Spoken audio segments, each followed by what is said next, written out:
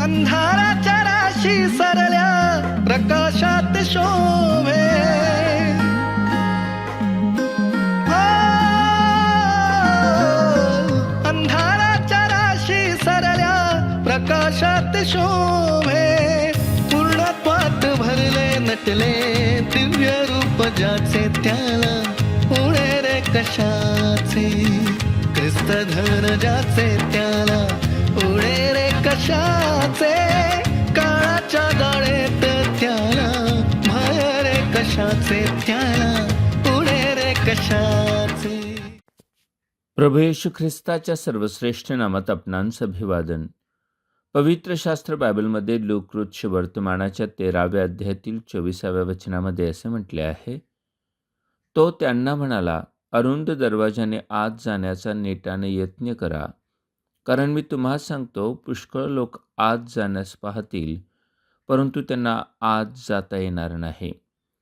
प्रभू येशू ख्रिस्ताने स्वर्गीय राज्यात प्रवेश करण्यासाठी अरुंद दरवाजाने जाण्याचा सल्ला दिला. त्याचवेळी अनेकांसाठी ते कठीण असल्याचेही सांगितले. याचे आणखी एक कारण आहे अज्ञान. होशे 4:6 परमेश्वर म्हणतो, ज्ञानाच्या अभावी माझ्या लोकांचा नाश झाला आहे. तू माझा अव्हेर केला म्हणून मीही तुझा अव्हेर करीन. अज्ञान मनुष्याला सत्य समजण्यापासून दूर ठेवते व तो बहकत जातो. तो पापात पडतो व पापाचा परिणाम म्हणजे मरण त्याच्या वाट्याला येते.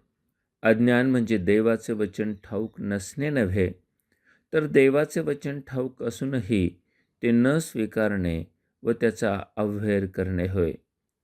जगातील लोकांची बुद्धी अंधकारमय झाली आहे.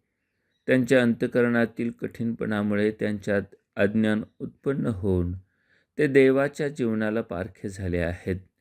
अंधकार अज्ञानाचे प्रतीक आहे व वचन सांगते, लोकांनी अंधाराची वाट धरली आहे. म्हणूनच जगाचा प्रकाश जो ख्रिस्त, याला त्यांनी स्वीकारले नाही. त्यांची म्हणजेच विश्वास न ठेवणाऱ्या लोकांची मने या युगाच्या दैवताने म्हणजेच सैतानाने आंधळी करून ठेवली आहेत.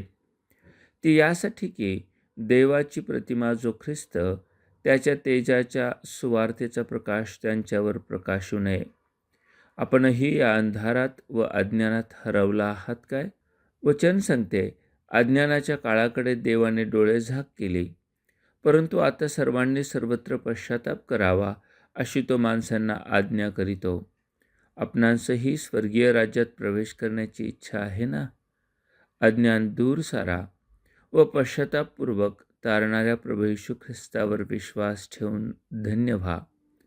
असे करण्यास परमेश्वर आपणास सहाय्य करो. धन्यवाद.